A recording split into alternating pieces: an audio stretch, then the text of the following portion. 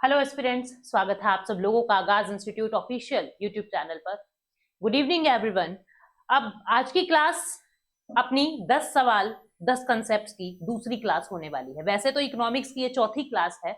अपने को लगभग हम सोमवार से इकोनॉमिक्स को शुरू कर चुके हैं और हमने टारगेट लिया है कि लगभग 20 दिन के अंदर हम पूरी इकोनॉमिक्स अच्छे से तैयार कर देंगे।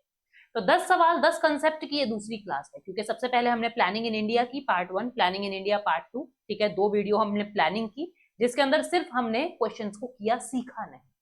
अब उसके बाद मैंने जो तीसरी क्लास से शुरू किया 10 सवाल 10 कंसेप्ट, यानी कि कल की क्लास जो थी उसके अंदर हम लोगों ने 10 सवाल लिए थे और उसके अंदर 10 नई बातें सीखी थी। तो इस क्लास को किस तरीके से आपको उपयोगी बनाना है या कैसे आप इसको कवर करोगे मैं आपको बता दूं। आप लोग स्टूडेंट्स अपनी कॉपी पेन लेके बैठना और जितने भी अलग अलग एग्जामिनेशन के अंदर इकोनॉमिक्स के क्वेश्चंस आए हुए हैं उन सभी क्वेश्चंस को विद कंसेप्ट्स हम लोग कर रहे हैं। यानी सवाल को पहले समझेंगे, उसका पूरा कंसेप्ट, उससे जुड़ी हुई सारी बातें जानेंगे, उसके बाद क्वेश्चन को करेंगे। तो आप अपने नोट्स बना सकते हो, जो भी इकोनॉमिक्स के लिए इंपॉर्टेंट टॉपिक है उन सभी के नोट्स मेरे साथ बनाइए, अपनी कॉपी अपनी नोटबुक अपने साथ लेके बैठिए और पूरी इकोनॉमिक्स मेरे साथ यूट्यूब पे ही कर डालिए। ठीक है, तो 10 सवाल 10 कंसेप्ट में शुरुआत करते हैं आज के दिन की। ये है इकोनॉमिक्स का डे नंबर 4। इकोनॉमिक्स का डे नंबर 4, इको डे 4 है, ठीक है। और हम लोग कंसेप्ट्स वाली क्लास की क्लास 2 कह सकते हैं। अब जो बच्चे आज आए हैं या कल आए थे, जो बच्चों ने कल की क्लास अटेंड की है, तो उन्होंने बहुत सारी नई बातें सीखी है। कल की क्लास में 10 नई बातें सीखी है और आप लोगों ने रिव्यू भी बहुत अच्छा दिया है कि मैम ये बेहतरीन तरीका है, इस तरीके से हमारी सारी इकोनॉमिक्स प्रिपेयर हो जाएगी और हमारा डर भी खत्म हो जाएगा। इसी को ही आगे बढ़ाते हैं। तो क्वेश्चंस के सिलसिले में आज के 10 सवाल में सबसे पहला जो आएगा उसको बताऊंगी, लेकिन उससे पहले आपको बता दूं जितने भी मेरे नए दोस्त जुड़ रहे हैं वो सारे, ये हमारा टेलीग्राम चैनल है, इस टेलीग्राम चैनल को ज्वाइन कर लेना। हमारी वीडियोस की सारी डिटेल आपको यहाँ देखने को मिलेगी, ठीक है। तो अब आगे बढ़ूं उससे पहले आज का दिन अपना क्या था। कल की क्लास में हमने मनी रिलेटेड बातें की थी, हमने मनी रिलेटेड बातें की थी कल, ठीक है।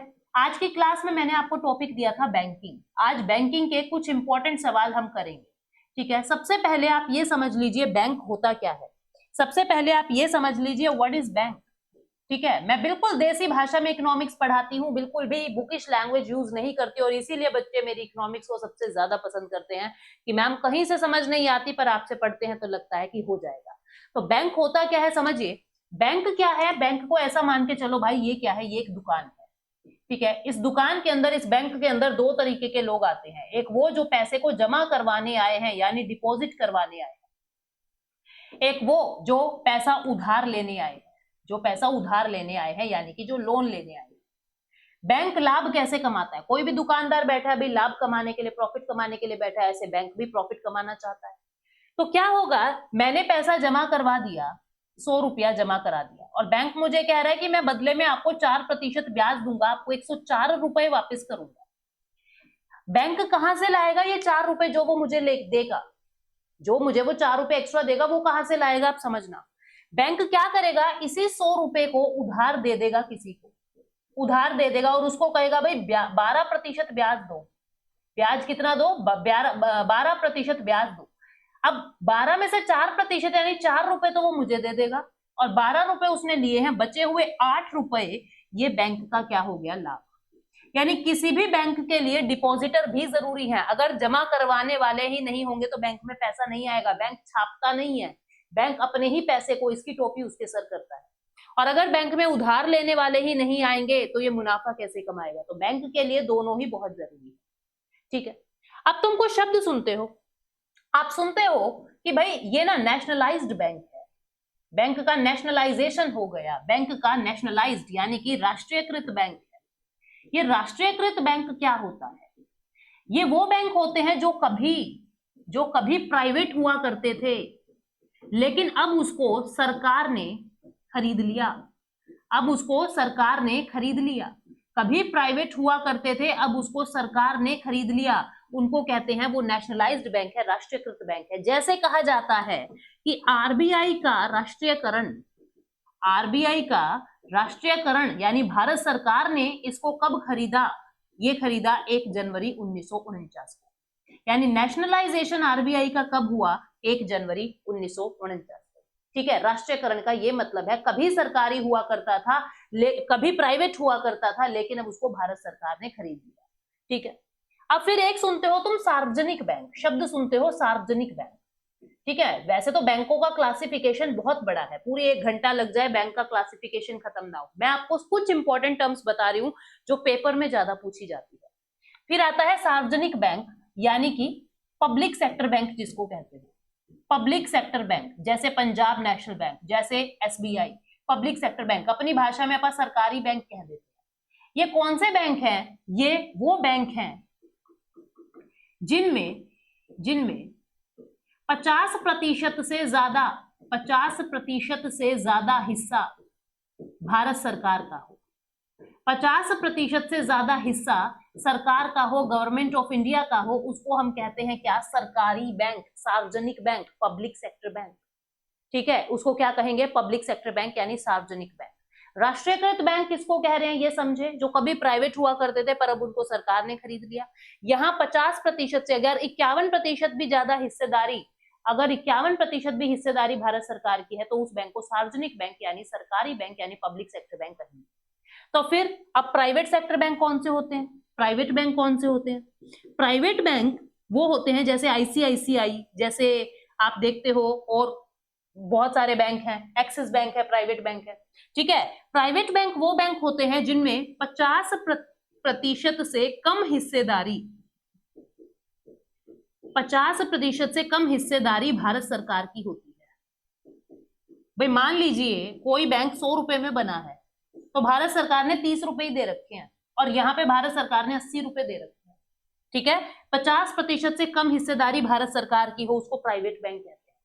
ठीक है, तो इस तरीके से बैंकों का क्लासिफिकेशन बहुत सारा है, पेमेंट बैंक है, स्मॉल फाइनेंस बैंक है, आईडीएफसी बंधन बैंक है, ये सारे बैंकों का क्लासिफिकेशन, कोऑपरेटिव बैंक यानी सहकारी बैंक है।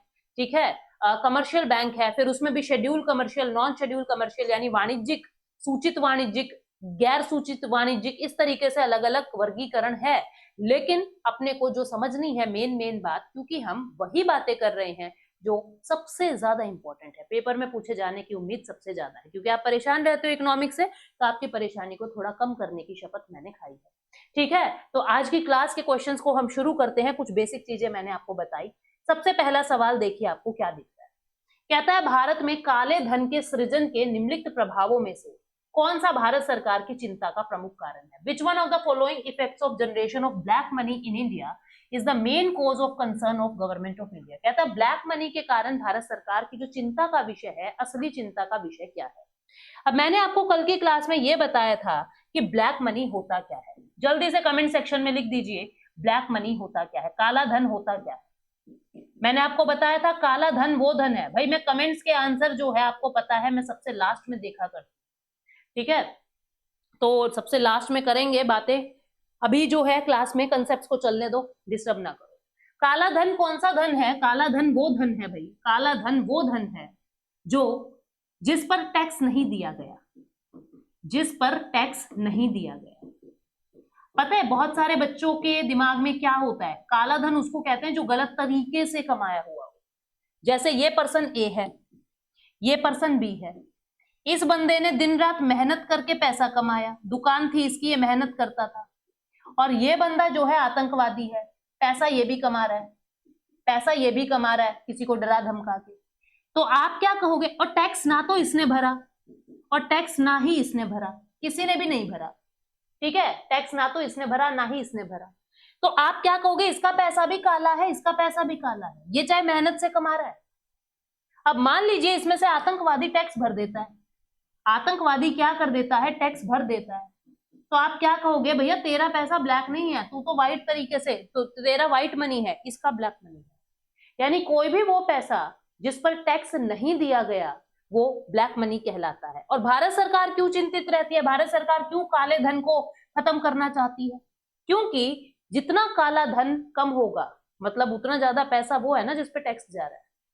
काला धन जितना ज्यादा है घरों में पड़ा है, यानी सरकार के पास टैक्स नहीं पहुंचा, सरकार के राजस्व में कमी आ जाएगी, सरकार के रेवेन्यू में कमी आ जाएगी। तो कौन अपनी कमाई को कम करना चाहेगा? कोई भी नहीं। तो यहाँ पे यही चिंता है कि जी काला धन बढ़ रहा है, यानी लोग पैसा कमा रहे हैं पर टैक्स नहीं दे रहे।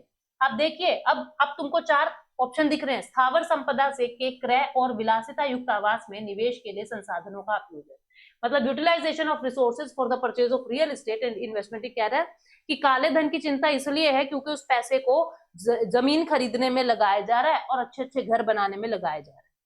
आप इसको अनप्रोडक्टिव एक्टिविटी, सोना साना खरीदने में उसको यूज कर रहे हो, इसलिए सरकार चिंतित है।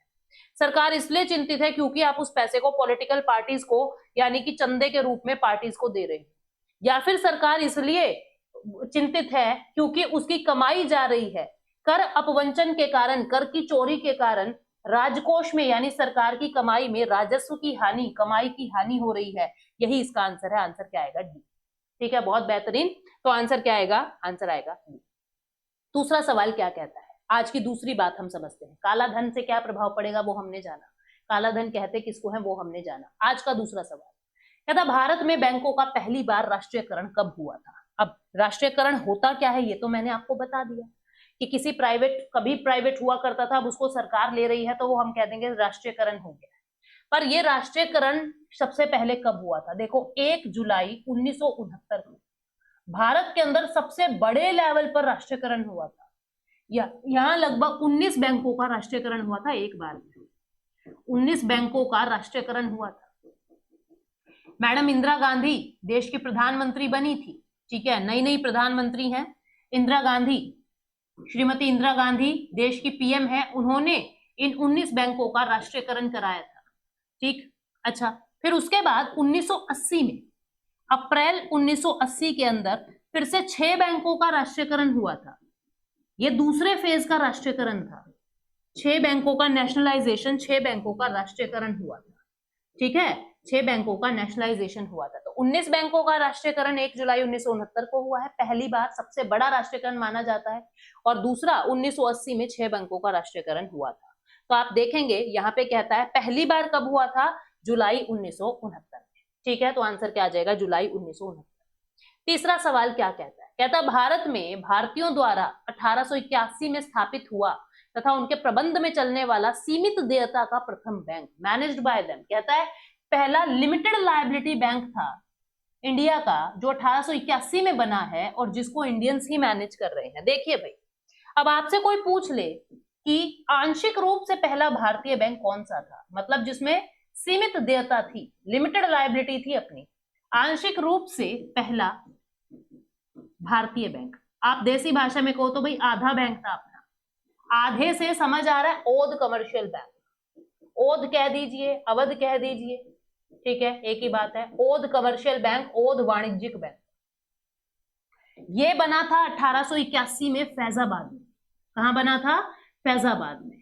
ठीक है, अगर आपसे कोई पूछ ले फैजाबाद कहां? यूपी, जहां रामलला का जन्म हुआ, ये आपका अयोध्या, जिसको फैजाबाद नाम दिया गया है। अब तुम आज के दिन मतलब अयोध्या नाम दिया गया है, पहले फैजाबाद कहते थे। अब ये तो आंशिक रूप से है, यानी partially managed by Indian banks है, पार्शियली मैनेज्ड इंडियन बैंक है। ठीक है, पार्शियली मैनेज्ड इंडियन बैंक। अगर कोई आपसे पूछ ले, अगर कोई आपसे पूछ ले कि पूर्ण रूप से पहला भारतीय बैंक कौन सा था, जो पूरा तरीके से अपना था, पूर्ण रूप से पहला भारतीय bank, first completely owned Indian bank, ये कौन सा था? ये था पंजाब नेशनल बैंक। कौन सा था? पंजाब नेशनल बैंक, जो 1894 में बना था लाहौर में। कहां पे? 1894 में लाहौर में। ठीक, तो दोनों पॉइंट्स को याद रखोगे। आंशिक रूप से था ओद कमर्शियल बैंक, 1881 में फैजाबाद यूपी में बन रहा है, और पूर्ण रूप से था पहला कौन सा? पंजाब नेशनल बैंक, ये 1894 लाहौर में बन रहा है। तो यहाँ पे आंसर क्या आ जाएगा? 1881 में जो बना है अवध कमर्शियल बैंक बना है। कहां बना है? फैजाबाद यूपी के अंदर ये बना था। ठीक है, चलते हैं आगे अगले सवाल की तरफ।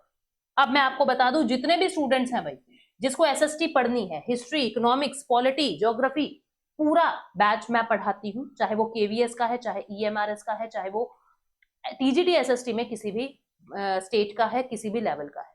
ठीक है, दूसरा लाइव लेना है लाइव लो, रिकॉर्डेड लेना है रिकॉर्डेड लो। एक एक सब्जेक्ट करना है एक एक कर लो भाई। मेरे को तो सिर्फ हिस्ट्री करनी है, सिर्फ इकोनॉमी करनी है, सिर्फ पॉलिटी, सिर्फ ज्योग्राफी, आपकी मर्जी है, आप कैसे भी आए। इसके साथ कॉम्बो चाहिए तो कॉम्बो में मिल जाएगा। जो कह रहा है जी हमें कॉम्बो नहीं चाहिए, सिर्फ सब्जेक्ट चाहिए, वो भी मिल जाएगा। सारी सुविधा है, आगाज इंस्टीट्यूट ऑफिशियल पे विजिट कीजिए। चौथे सवाल पे चलते हैं। चौथा सवाल क्या कहता है? चौथा सवाल कह रहा है भाई भारत के संदर्भ में निम्नलिखित पर विचार करें और वित्तीय समावेशन प्राप्त करने के लिए यहां पे ना कुछ पॉइंट्स दिए हुए हैं। बैंकों का राष्ट्रीयकरण, क्षेत्रीय ग्रामीण बैंकों का गठन, बैंक शाखाओं द्वारा गांव को अपनाना। कहता है कि which of the following, which of the above can be considered as steps taken to achieve financial inclusion in India। Point आ रहा है वित्तीय समावेशन। पहले इस सवाल को समझो, यहां कुछ पॉइंट्स दिए हुए हैं, सरकार के द्वारा उठाए गए कदम बताए गए और ये पूछा हुआ है इनमें से कौन से कदम ऐसे हैं जिससे वित्तीय समावेशन यानी फाइनेंशियल इंक्लूजन बढ़ रहा है। तो आपको पता होना चाहिए फाइनेंशियल इंक्लूजन क्या होता है, वित्तीय समावेशन क्या होता है। समझिए बात को। आज की टर्म, चौथी टर्म जो आप समझ रहे हैं, फाइनेंशियल इंक्लूजन, वित्तीय समावेशन। मोदी जी ने आके इसको और ज्यादा बढ़ा दिया। वित्तीय समावेशन का मतलब ये है कि आप वित्त रिलेटेड चीजों का यूज कर सकें, आपको उनका ज्ञान हो, आप में अवेयरनेस फैले, आप में लिटरेसी आ जाए, साक्षरता आ जाए बैंक को लेके। अब आपके अंदर सेविंग हैबिट्स बढ़े, आपके अंदर लोन वगैरह करवाने की हैबिट्स बढ़े। तो इसमें क्या है कि आपको बैंक का एक्सेस लेना आ जाए। बैंक का एक्सेस कब लोगे? एक्सेसिबिलिटी मतलब कि आपको बैंक मिल भी जाए, आप ढूंढना चाहो तो बैंक मिल भी जाए और वो अफोर्डेबल हो। बैंक की फीस वगैरह इतनी ना हो कि आप पैसा ही ना करवा पाओ, आपके द्वारा वो अफोर्ड की जा सके उसकी सेवाएं, ये वाली सुविधाएं होनी चाहिए। यानी भारत में हर 5 किलोमीटर पे एक बैंक होना चाहिए, ऐसा बोला जा रहा है। हर 5 किलोमीटर पे एक बैंक होना चाहिए, चाहे गांव है चाहे शहर है, ठीक है। और वो ऐसे बैंक होने चाहिए जहां पे आम आदमी की पहुंच हो सके और वहां जाके आप उनका फायदा उठा सको, आप उनका लाभ उठा सको, यानी यूज। और आपके अंदर ज्ञान होना चाहिए, ज्ञान बढ़ना चाहिए आपके अंदर। ये सारी चीजें वित्त रिलेटेड बातें ही फाइनेंशियल इंक्लूजन कहलाता है। अब देखना तुम कौन कौन से कदम थे। बैंकों का राष्ट्रीयकरण, बैंकों का राष्ट्रीयकरण हुआ तो इससे क्या हुआ? सरकार ने बैंकों को अपने हाथ में लिया, सरकार ने बैंक को अपने हाथ में लिया तो आम आदमी तक बैंक की पहुंच बढ़ाई। क्षेत्रीय ग्रामीण बैंकों का गठन, बिल्कुल क्षेत्रीय ग्रामीण बैंक मतलब कि जितने ज्यादा आरआरबी बने, गांव के अंदर बैंक पहुंचे और आम आदमी और किसान लोग भी उसका एक्सेस ले सके। बैंक शाखाओं द्वारा, ये नियम है, कोई भी बैंक को लाइसेंस तब मिलता है जब उसकी 25% ब्रांचेस गांव के अंदर खुलती है। 25% ब्रांचेस गांव में खुलती है तभी किसी बैंक को लाइसेंस मिलता है, ताकि गांव के लोग भी उसका लाभ उठा सके, उनको भी बैंक की सुविधा हो। अब आपके हाथ में पैसा तो है, जमा करवाने के लिए आसपास बैंक ही नहीं है, और मान लो कहीं दूर दराज बैंक है, आप जमा करवा भी आए, आसपास एटीएम नहीं है, आप यूज कैसे करेंगे उस पैसे को, ये नहीं पता। तो कहने का मतलब क्या है कि ये सारी ही चीजें ऐसी हैं जिससे वित्तीय समावेशन बढ़ेगा। 1, 2 और 3 इसका आंसर आ जाएगा, ठीक है। पांचवा सवाल कहता है भारत में सार्वजनिक क्षेत्र के बैंकों का हाल ही में किए गए एकीकरण का अनेक लाभ लक्षित है। अब देखो क्या हो रहा है, आप देख रहे हो एक बैंक से दूसरे बैंक को मर्ज किया जा रहा है, ये बैंक उसमें मर्ज कर दिया, वो बैंक उसमें मर्ज कर दिया। क्यों कर रहे हैं ऐसा? एक तो जो बैंक छोटे हैं वो आकार में बड़े दिखने लग जाए, सारी पूंजी एक जगह इकट्ठी हो जाए। भाई छोटी छोटी 100 रुपए 4 बैंकों में पड़े हैं तो आप 400 रुपए एक बैंक में डाल दो, ताकि दिखने वाले को जो शीट्स हैं, जो बैलेंस शीट्स हैं, वो और ज्यादा अच्छी दिखने लगे, ठीक है। पूंजी बड़ी होगी तो पहुंचेगी आसानी से, अच्छे तरीके से उसको मैनेज किया जा सकेगा। अकाउंटेबिलिटी बढ़ेगी, यानी कि किसी भी बैंक को किस तरीके से और बेटर बनाया जा सकता है, और पॉलिसीज निकल के आएंगी। तो इस सारी चीजों के लिए, यानी पैमाने की मितव्ययता नापने के लिए बिल्कुल सही। पूंजी तक आसान पहुंच, इजी एक्सेस टू कैपिटल, मतलब कैपिटल बढ़ जाएगा इससे। भौगोलिक क्षेत्र तक विस्तार होगा, एक्सटेंशन होएगा, बड़े बड़े बैंक बनेंगे बड़े बड़े एरिया के अंदर, ठीक है। और विश्व स्तरीय आकार के बैंक बन जाएंगे, बैंकों का साइज बड़ा हो जाएगा।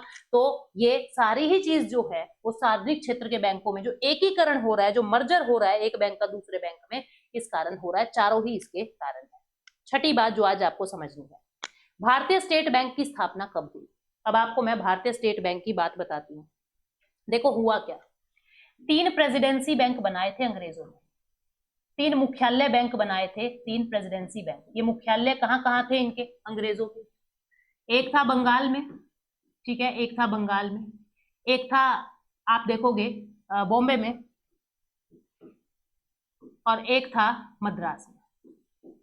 3 जगह इनके गवर्नर जनरल बैठे, ठीक है।